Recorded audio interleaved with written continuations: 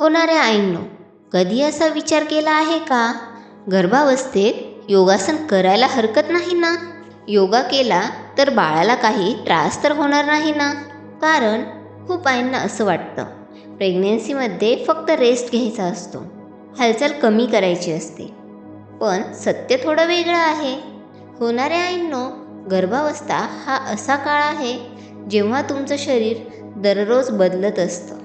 पोट वाढतं, वजन वाढतं, कधी पाठदुखी तर कधी थकवा आणि कधी मूड स्विंग्स. अशा वेळी योगासनं खूप मदत करू शकतात. कारण योगासन शरीराला हलकं ठेवतात, मन शांत करतात आणि डिलिव्हरीसाठी शरीर तयार करतात. मी तुम्हाला एक छोटी गोष्ट सांगते. नेहा 4 महिन्यांची प्रेग्नेंट होती. सुरुवातीला तिला खूप पाठदुखी आणि थकवा वाटायचा. तिला वाटायचं प्रेग्नेन्सी आहे, हा त्रास सहन करावाच लागेल. एक दिवस तिचे डॉक्टरने तिला सांगितलं, थोडा प्रीनेटल योगा करून बघ. सुरुवातीला ती घाबरली, पण हळूहळू तिने काही सिंपल योगासन सुरू केली आणि काही आठवड्यात तिला फरक जाणवायला लागला. पाठदुखी कमी झाली, मन शांत वाटायला लागलं. होणाऱ्या आईंनो, योगासन म्हणजे कठीण एक्सरसाइज नाही. शरीराला जेंटली स्ट्रेच करणं आणि श्वासावर लक्ष देणं. पण योगासन करताना काही गोष्टी लक्षात ठेवणं खूप महत्त्वाचं आहे. सगळ्यात आधी डॉक्टरचा सल्ला घ्या, कारण प्रत्येक प्रेग्नेन्सी वेगळी असते.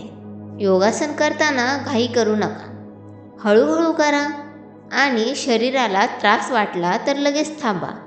आता चला काही सेफ योगासन बघूया. पहिलं आहे ताडासन. हे खूप सिंपल आणि सेफ आहे. सरळ उभं राहा, दोन्ही हात वर करा, हळू श्वास घ्या. हे पोश्चर इम्प्रूव्ह करतं आणि बॉडी बॅलन्स ठेवतं. सेकंड आहे बटरफ्लाय पोज.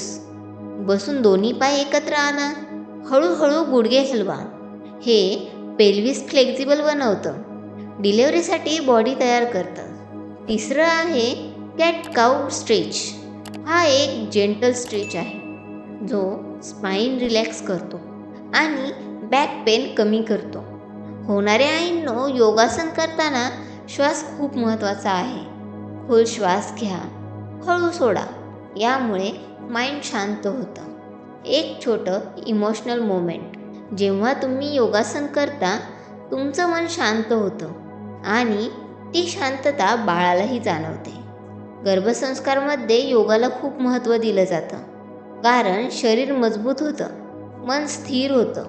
एक छोटं रिअल एक्झाम्पल. एक आई प्रेग्नेन्सीमध्ये दररोज 15 मिनटं योगा करायची. ती म्हणाली, मला डिलिव्हरीच्या वेळी कॉन्फिडन्स वाटत होतं.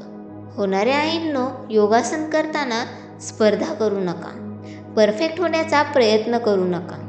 तुमच्या शरीराला जितकं कम्फर्टेबल वाटेल तितकंच करा. आजपासून फक्त 10 मिनिटं शांतपणे योगा करून बघा, तुम्हाला फरक नक्की जाणवेल. पण अजून काही योगासने आहेत जी प्रेग्नेन्सीमध्ये खूप बेनिफिशियल आहेत आणि काही योगासने अशी आहेत जी गर्भावस्थेत टाळायला हवीत. पुढच्या व्हिडिओमध्ये गर्भापणातील योगासने पार्ट 2 यामध्ये पण अजून काही सेफ योगा पोजेस आणि त्यांचे फायदे डिटेलमध्ये पाहणार आहोत.